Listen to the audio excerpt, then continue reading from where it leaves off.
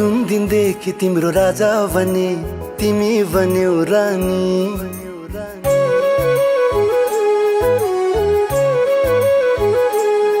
तिमी जुन दिनदेखि मेरो राजा बन्यौ म बने रानी।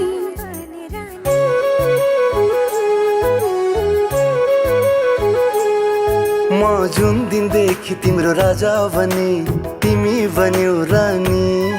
तिमी जुन दिनदेखि मेरो राजा बन्यौ म बने रानी। सफल सफल धेरै सफल सफल सफल सधैँ सफल हुँदै गयो जिन्दगानी।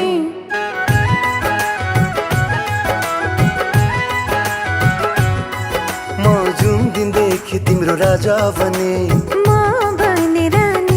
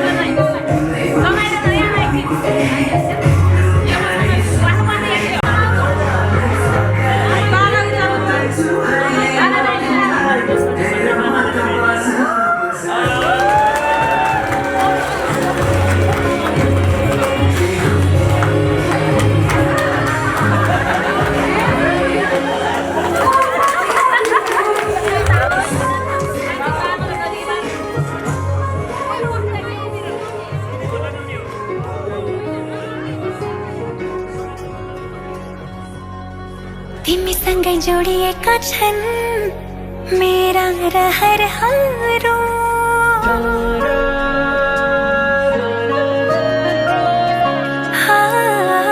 तिमीसँगै जोडिएका छन् मेरा रहरहरू। तिमीसँगै बितोस् मेरा सुख दुःख प्रहरहरू। तिमीलाई आफ्नो बनाई तिम्रै बन्छु म। समाज मनको कुरा भन्छु म। सक्दिन म बच्न तिमी बिना। सक्दिन म बच्न तिमी बिना। सक्दिन म बच्न तिमी बिना। सक्दिन म बच्न तिमी बिना।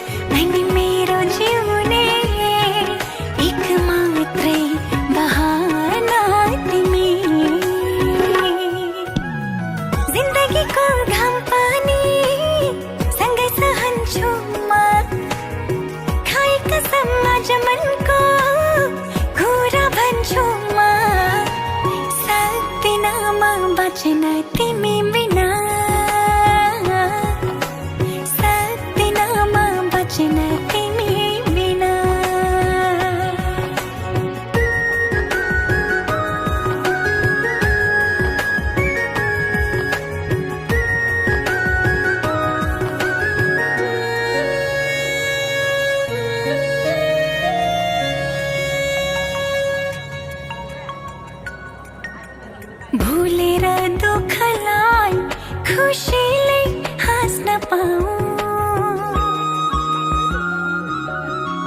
भुलेर दुःखलाई खुसीले हाँस्न पाऊँ आँखाभरि सजाई तिमी सँगसँगै बाँच्न पाऊँ दुःखले नछुने आँसुले नधुने त्यस्तो माया गाँस्न पाऊँ सक्दिनँ म बाँच्न तिमी बिना सक्दिनँ म बाँच्न तिमी बिना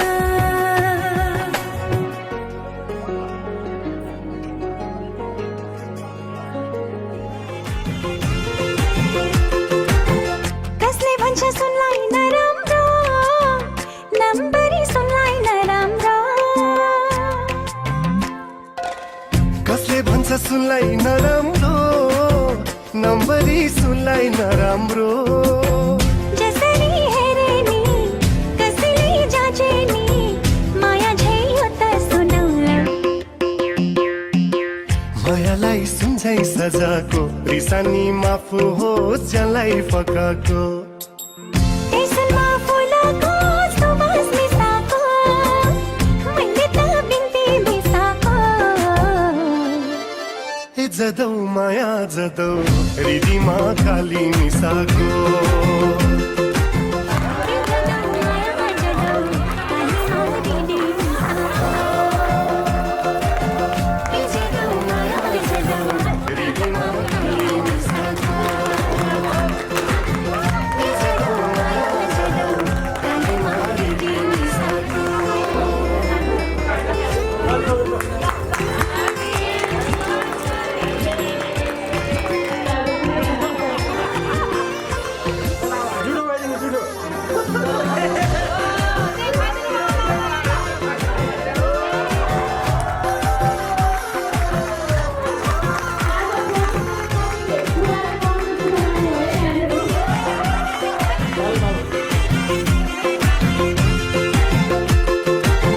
कसले भन्छ जुनलाई नराम्रो शीतलु जुनलाई नराम्रो कसले भन्छ जुनलाई नराम्रो शीतलु जुनलाई नराम्रो अरूले यसो भन्थे कि कसैले केही गर्यो भने तेरो बाबुको बिहे देखाएको भन्थे कस्तो हुन्छ भने त रमाइलो हुँदो रहेछ क्या बुवाको बिहे झन् पुरै रमाइलो हुँदो रहेछ मुरीपुरी धन्यवाद छ मुरीपुरी धन्यवाद छ बा आमा 50औं एनिभर्सरी हाँसी खुसी देख्न पाइयो सधैँभरि यसै गरी बा तपाईँको बाल्यकालको हाँसोखेल गर्ने सपना अधुरै रह्यो हजुर आमाको अल्प आयुले नै स्वर्गवास भयो के अरे हुन त मैले दुईजना दिदी एकजनाका तीनजना हो तर जेठी दिदीको बिहे भइसकेपछिको कविताले है त्यही भएर एउटी दिदी एउटा भाइ जम्मा 3 जना है जम्मा 3 जना त्यही पनि सधैँभरि पाउनु भएन पेटभरि खान अनि त्यसपछि आमाको बिहे हुन्छ हैन आमा तिमीले उमेरैमा धेरै दुःख पायौ त्यस्तै घरमा सङ्घर्ष गर्न तिमी पनि आयौ अनि 2 वर्ष फरक भएका 8 छोरा छोरी बर्खा लागे बा बिरामी गर्नुहुन्थ्यो सधैँभरि फुपू दिदी धेरै कडै शासन गर्ने बाल बच्चा गाई बस्तु गाँ देशी सबै भ्याउनु पर्यो कति दिनमा भोकै बस्यो कति दिनमा आधा पेट खायो भगवानले नै साथ दिनुभयो आज यो दिन देख्न पायो गाउँमा आज यो दिन देख्न पायो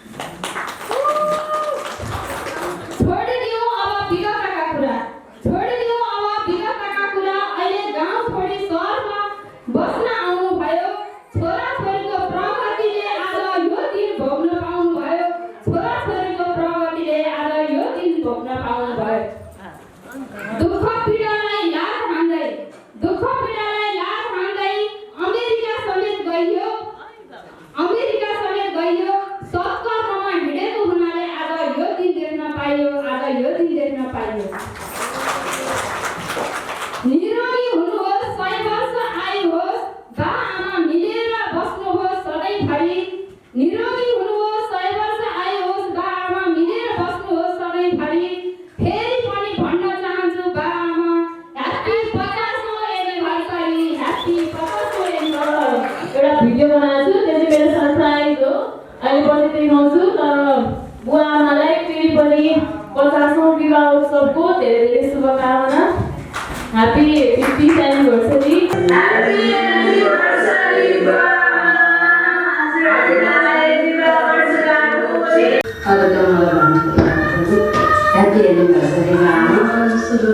सधैँ हाँसी खुसी नै रहोस्।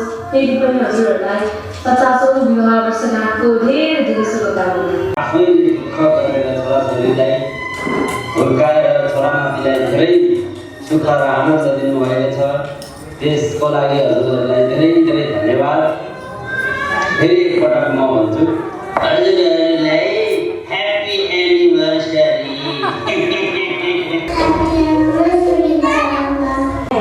बाबालाई 50 वर्षको ह्याप्पी एनिभर्सरी।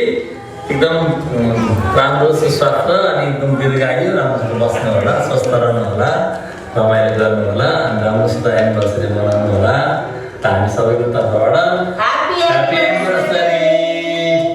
हजुरहरूलाई 50औं वर्षको धेरै धेरै शुभकामना।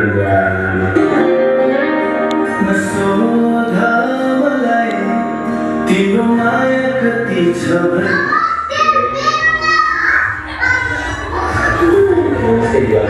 हजुरहरूलाई 50औं विवाह वार्षिकोत्सवको शुभकामना तथा धेरै ह्याप्पी एनिभर्सरी। नमस्ते सबैजनालाई। बाबालाई वैवाहिक वर्षगाँठको धेरै धेरै शुभकामना। एकदम रमाइलो गर्नु होला अनि तपाईँहरूको जोडी यस्तै नै हँसिलो बनिराखोस्, 100 वर्षसम्म पनि सजिराखोस् अनि मबाट धेरै धेरै माया अनि धेरै रमाइलो गर्नु है त। ह्याप्पी एनिभर्सरी बाबा। ह्याप्पी एनिभर्सरी बाबा।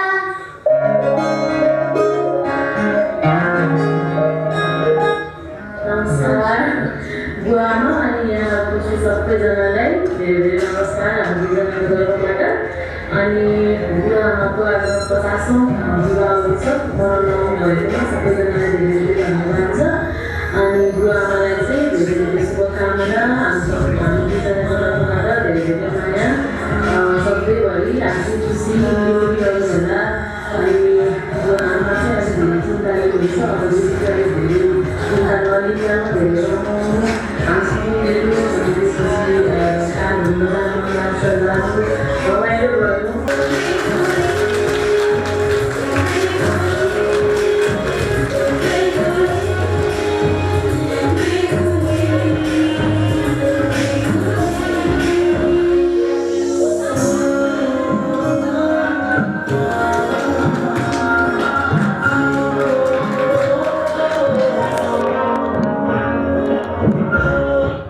सर्वकर्मदार भगवान परमात्मालाई यति मेरा असल छोरी बहिनी छोरा बुहारी उपलब्धि गरिदिनु भएकोमा उहाँलाई सर्वकर्म धेरै धेरै प्रभुलाई नमस्कार छ।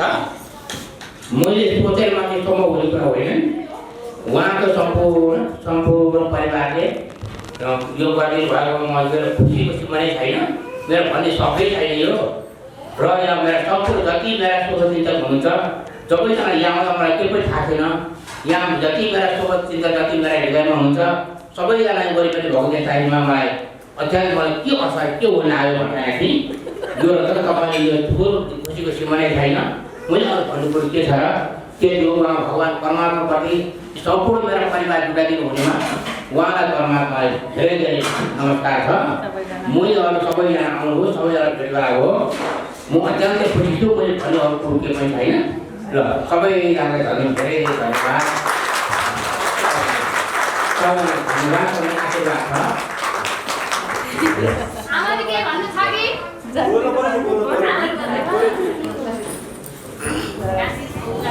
सबैजना उपस्थित हुनुभएको जम्मैजनालाई धन्यवाद छ। सबैजना राम्रो एकदम खुसी खुसी छु। छोरी नाति नातिना सबै छोराहरू सबैलाई धन्यवाद दिन चाहन्छु।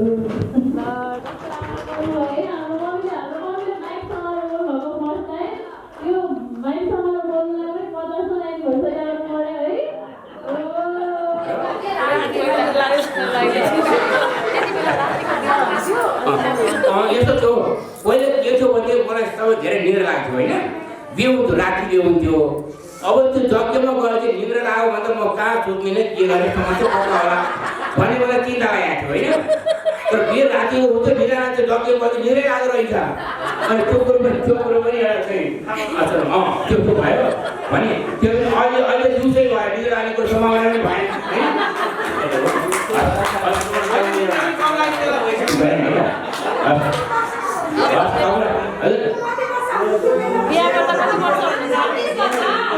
तिम्रो जन्मले के थाहा हुनु म बेर 24 वर्ष छु दिदी कति वर्ष हुनुहुन्थ्यो 30 वर्ष सबै यहाँ सरकार धेरै धन्यवाद है ल थ्यांक यू सो मच सबैजनालाई हामीले सोचेको भन्दा पनि धेरै रमाइलो भयो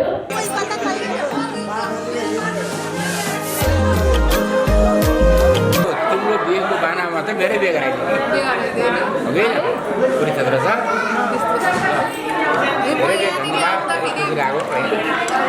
अनि होइन म त आउँदिनँ भनेको थिएँ मैले अब होइन रविना रिसाउँथे नआइ हुँदैन बाबाले नआइ हुँदैन भनेको छ म आउँदिनँ भनेको थिएँ मैले त्यसो भनेको थिएँ मैले रविना रिसाउँथे फेरि नआइ हुँदैन